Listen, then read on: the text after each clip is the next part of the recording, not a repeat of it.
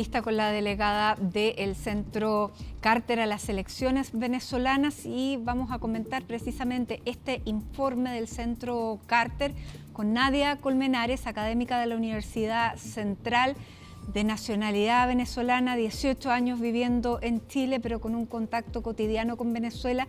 Así que Nadia, muchísimas gracias por este contacto, Nadia Colmenares. ¿Cómo estás? Gracias por estar con nosotros.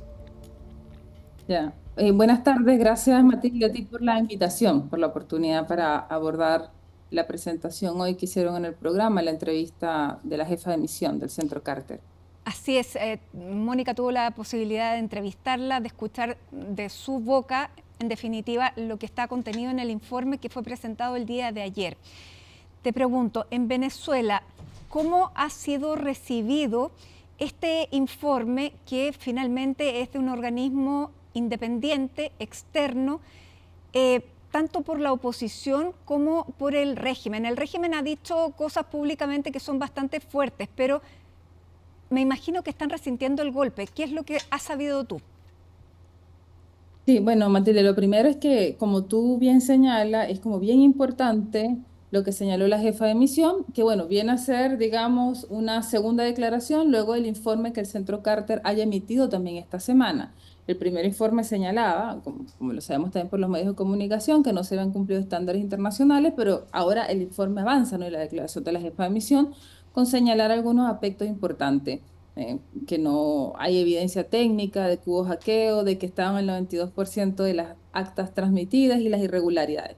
Conversando con algunas personas en Venezuela y también con algunos líderes también de la comunidad venezolana en Santiago, bueno, se recibe, es un respaldo, ¿no? Es un respaldo técnico que acompaña y que seguramente va a reforzar las conversaciones que están teniendo los actores de la comunidad internacional para seguir insistiendo en el Consejo Nacional Electoral la presentación de las actas.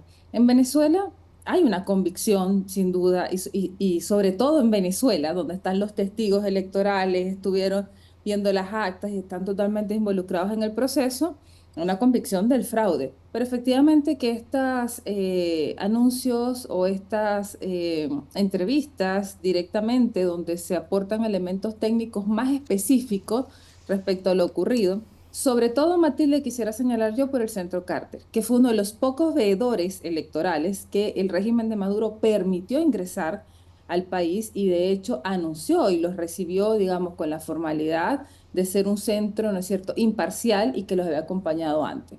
Entonces, sin duda creo que es positivo lo que hemos escuchado hoy, acompañado a las semanas pasadas para el proceso de negociación de la comunidad internacional. Ahora, para México, Colombia y Brasil, ¿el Centro Carter tiene la misma validez? ¿Es un veedor internacional válido para ellos? ¿O se van a mantener con que lo que necesitan es que se entreguen las actas por parte del Servicio Electoral venezolano? Matilde, es buena tu pregunta, pero yo creo que lo importante del Centro Carter es que es el veedor internacional que era válido para el régimen de Maduro, finalmente, ¿no? O Claro. sea, por lo tanto, en la conversación con Maduro, que desconoce absolutamente a todos los actores internacionales, yo creo que el valor que tiene el Centro Carter es que precisamente el régimen los invitó.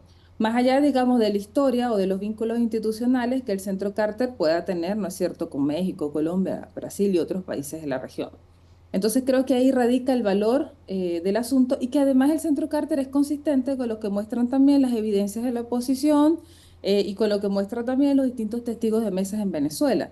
Entonces al final yo creo que interpela más al régimen de Maduro y al Consejo Nacional Electoral que se reunió con el Centro Carter cuando llegó a Venezuela y que posteriormente lo certificó como un ente internacional legítimo para mirar las elecciones. Yo creo que los interpela más a ellos, ¿no es cierto?, al régimen y por supuesto aporta en el contexto más allá, digamos, de las historias o de los vínculos institucionales que tenga el Centro Carter con la comunidad internacional.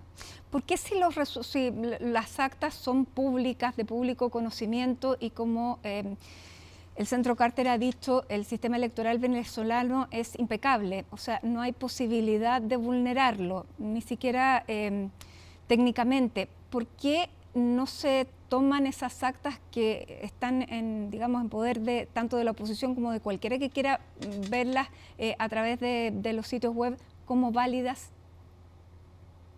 Bueno, Matilde, claro, es una buena pregunta, ¿no? Porque cuando uno señala por qué, pues yo creo que para la comunidad internacional y en Venezuela, las actas que ha presentado la oposición a través del sistema tienen una legitimidad y una credibilidad institucional que no cabe duda, ¿no es cierto? Por los testigos de mesa que firman las actas electorales y por el proceso, ¿no es cierto?, que se ha transparentado. Yo creo que el problema aquí es que es el Consejo Nacional Electoral, que a 13 días de la elección, y quién es el órgano del poder, el ente jurídico, mejor dicho, el poder electoral, el responsable legalmente y no el Tribunal Supremo de Justicia, como lo está haciendo ver el régimen de Maduro, el que se tiene que pronunciar. El problema es que el Consejo Nacional Electoral no dice nada, ¿no?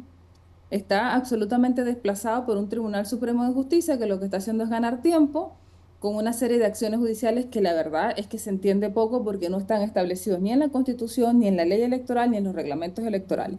Entonces, claro, uno pudiese especular, para responder tu pregunta, que no responden respecto a las actas porque no las tienen, ¿sí? Finalmente. Y las que tienen, mejor dicho, porque las que tienen son consistentes con las actas de la oposición y por lo tanto son las actas hoy la evidencia del fraude. Entonces ahí, bueno, es lo que hace sentido la explicación lógica para entender por qué el Consejo Nacional no las entrega y lo que hace el chavismo es tratar de ganar tiempo desplazando ilegalmente la discusión al tema judicial con el Tribunal Supremo de Justicia en Venezuela. Es bien importante lo del Tribunal Supremo de Justicia porque tienen un plazo ya de, tú lo debes saber mejor que yo, de 10 días para validar finalmente los resultados de esta elección, ¿no? Sí, ha sido como complicado. También quiero decirte, Matilde, que bueno, en la política venezolana no es la primera vez que ocurre un fraude, ¿no? No de estas dimensiones. El 2017 lo hubo con unos candidatos en algunas gobernaciones del país. El Tribunal Supremo de Justicia a 7 años de ese proceso todavía no se ha pronunciado. O sea, para ponerlo como un antecedente, ¿no? Cuando se recurrió al Tribunal Supremo de Justicia.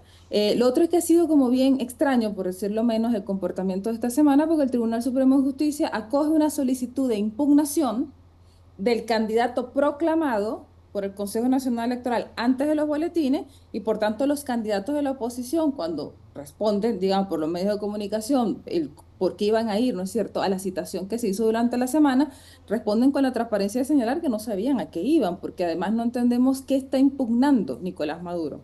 Si no se ha presentado las actas y está proclamado. Entonces, la verdad es que es una tremenda irregularidad desde el punto de vista legal. Ujú. Y en la presentación que hicieron los candidatos, seguramente algunas de las personas que nos están escuchando habrán visto algunas imágenes que Edmundo González no se presentó. Edmundo González hizo un comunicado público argumentando las razones por las cuales no fue y específicamente es que el procedimiento no se ajustaba a derecho.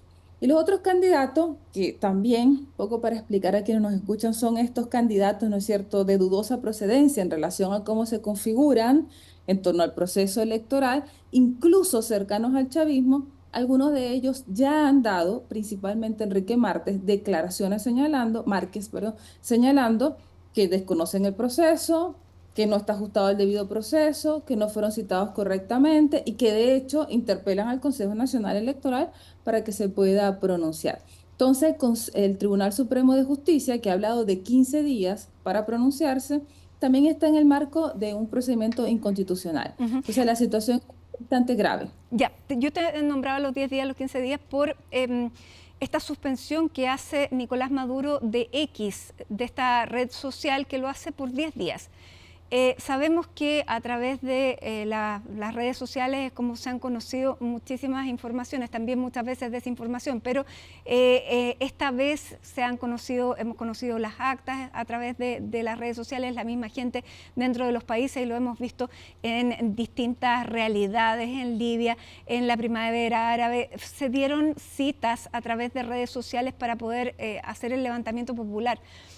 ¿Está temiendo algo de esas características el régimen de Nicolás Maduro en este escenario? Mira, yo tomando estos antecedentes, pero también, Matilde, estuve ayer y hoy conversando con gente en Venezuela un poco también para ver cómo lo estaban viviendo ellos allá, cómo estaban experimentando y también los análisis que están haciendo respecto a esto.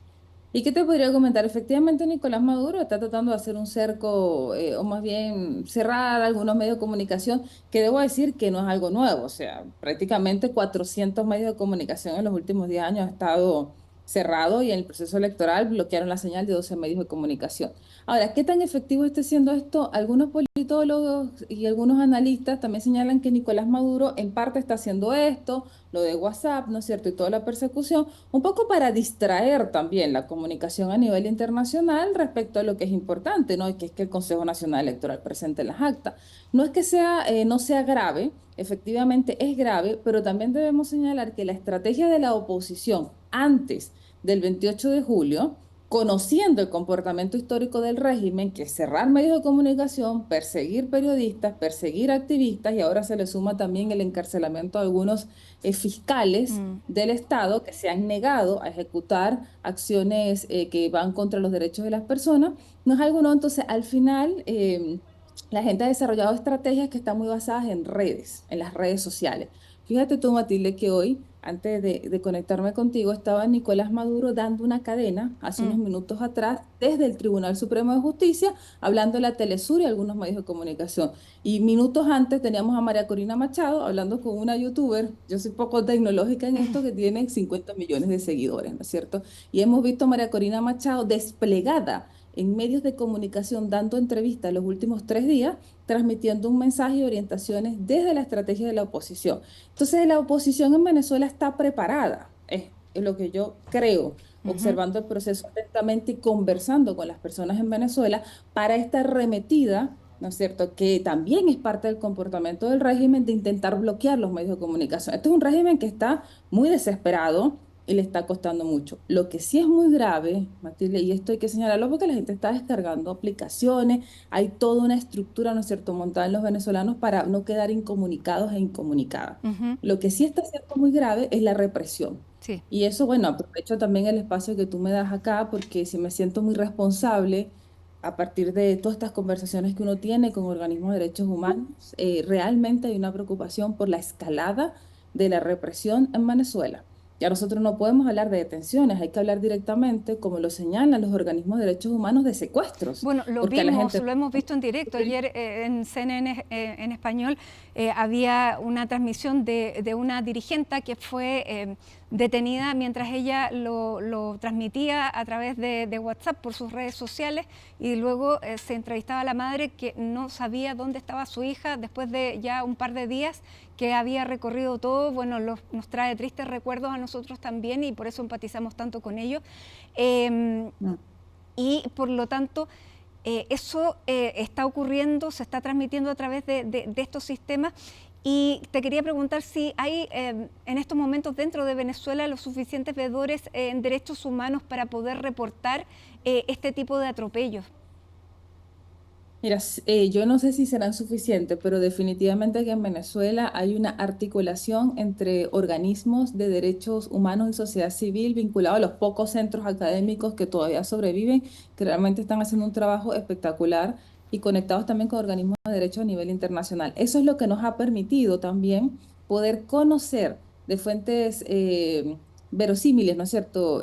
Fuentes confiables la situación en el país. Entonces yo creo que sí hay una articulación. Sí, también debo comentarte, Matilde, que la gente se está cuidando mucho, tratando de, digamos, resguardarse, ¿no es cierto?, en sus casas y las comunicaciones que tenemos, porque hay una represión que es muy, muy preocupante y muy dolorosa, ¿ah? La verdad, muy dolorosa lo que está pasando en el país. Pero sí, hay organismos que están activados y también creo, esto lo analizaremos después de que decante un poco el conflicto, hay una diáspora, ¿no es cierto?, con un nivel de organización muy impresionante y Mm. una diáspora muy conectada con los organismos internacionales. Nosotros acá en la diáspora, información que nos llega, información Por que la cierto. gente verifica. Y es difícil ese aprendizaje ciudadano, ¿no? Verificar de dónde es la fuente y tratar también de dar un soporte. Yo te lo diría aquí, no tengo una evidencia académica, pero la experiencia de estos días, la diáspora está muy conectada con tratar de proveer información.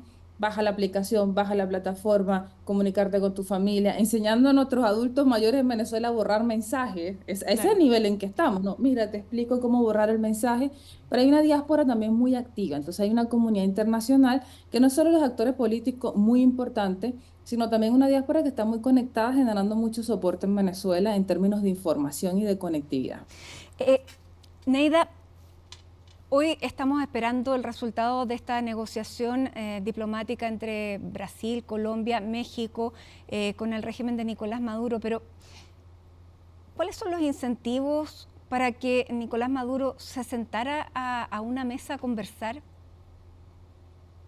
Yo creo que el incentivo, Matilde, bueno, debo señalar que la comunidad internacional emitió un comunicado, yo lo releí por tercera vez antes de conectarme contigo como para reflexionar bien sobre mi opinión al respecto, que ha sido muy bien recibido en el término de que este comunicado que se emitió el 7 o el 8 de agosto por las cancillerías de Brasil, Colombia, y México son enfáticos, ¿no es cierto? Avanzan un poco más, no solamente pedir las Sí. actas, sino que haya una comprobación de esto, pero quedan un poco al debe con lo que también está haciendo una demanda de los organismos de derechos humanos. O sea, no basta con decir llamamos a las partes, ¿no es cierto?, para que se respeten los derechos humanos. Hay que ser un poquito más enérgicos y más tajantes y más categóricos en que hay una violación sistemática de los derechos humanos de los opositores, hay que decirlo directamente, en Venezuela.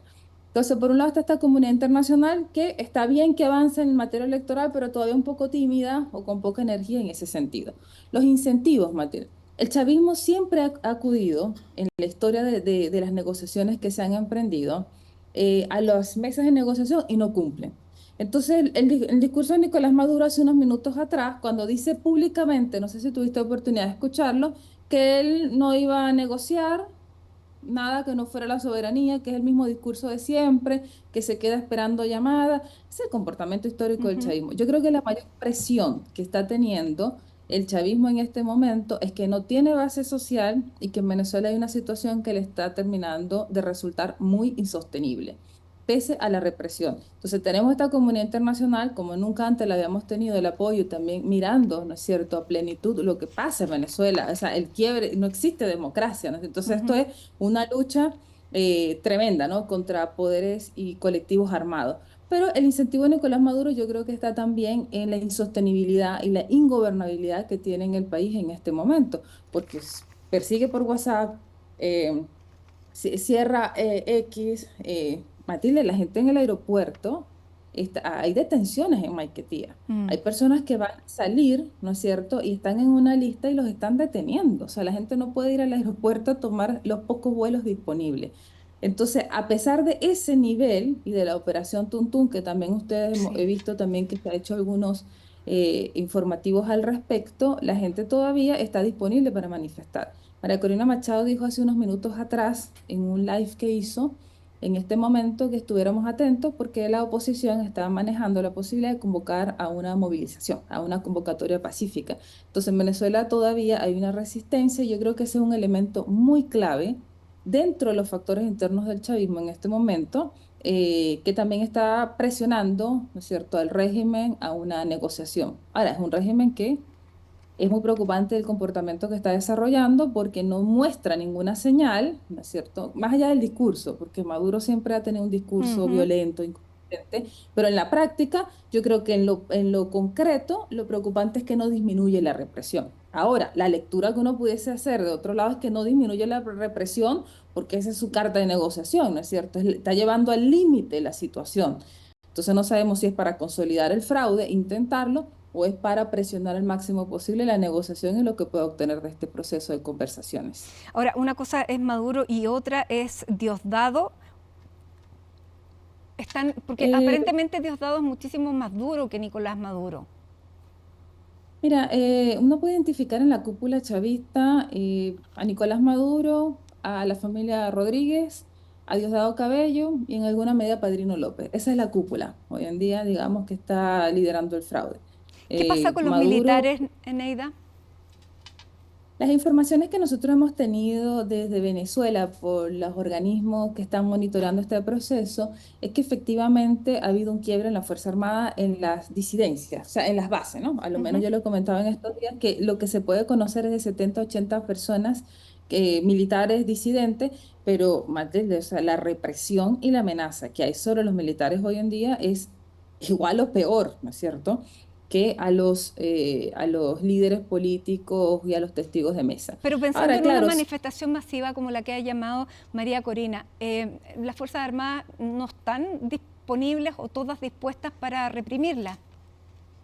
Las Fuerzas Armadas en las dos convocatorias que hasta la fecha he llamado la oposición, que fue la asamblea, creo que del 30 de agosto y la del sábado del 2 de agosto, la verdad es que hubo represión, pero la Fuerza Armada no reprimió. Quienes están reprimiendo y quienes son los grupos de choques armados es la Policía Política del Estado, el SEBIN y los civiles armados.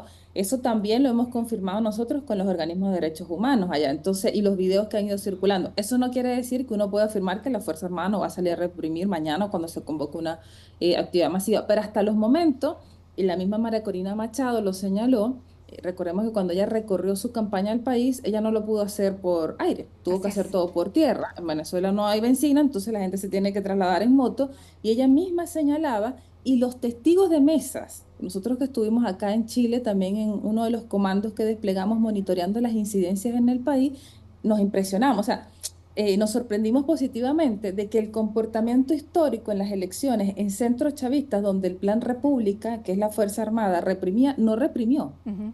La dinámica entre los testigos de mesas opositores y la Fuerza Armada se desarrolló en general muy positivamente. Entonces, claro, es la policía política del Estado en este momento y los grupos armados, que son los colectivos armados que se ha denunciado desde el 2019 los informes de Naciones Unidas, los grupos de choques que están desplegados en el país y que están cometiendo fundamentalmente estas barbaridades. Y No significa que no hay una Fuerza Armada, ¿no es cierto?, que todavía estamos esperando si tiene capacidad orgánica, ¿cierto?, para enfrentar a la cúpula o no. Parte de algunas tesis de algunos politólogos. Bueno, hay que observar un poco este proceso en lo que viene estos días. Y finalmente, Neida, de esto hablamos poco y no sabemos cuál es el nivel de influencia que tiene. ¿Cómo está o qué rol juega el crimen organizado y el narcotráfico en este problema? Porque no solamente hay un problema político y social, sino que criminal. El gobierno de Nicolás Maduro tiene redes, digamos, muy estrechas con el crimen organizado. ¿Qué pasa ahí? Matilde, mira, con toda responsabilidad de las conversaciones y el monitoreo que nosotros estamos haciendo de la situación en Venezuela, no es una información que haya estado sobre la mesa en términos de identificación de actores que puedan estar desplegados en los territorios. La información que uno recibe con la gente que conversa es directamente apuntando a la policía política en el país y a estos grupos que ya señalé. Efectivamente, nosotros, bueno, la preocupación por las organizaciones criminales y los vínculos que se han establecido, ¿no es cierto?, respecto con el régimen de Maduro están ahí a modo de antecedente. Pero en este momento no es un tema, o por lo menos no es algo que estén denunciando los organismos que están en Venezuela como unos actores que estén participando. No podríamos establecer si parte de esos grupos están incorporados en estos grupos de choque o no, porque no tenemos evidencia de eso. Perfecto. Neida Colmenares, muchísimas gracias por conversar con nosotros, por todo este análisis para poder tener ya prácticamente desde dentro de la sociedad venezolana cuáles están siendo las reacciones, la preocupación y por supuesto nos mantenemos muy atentos a todo lo que está ocurriendo en tu país y también en los países que están tratando de hacer algo por una negociación. Muchísimas gracias. Gracias.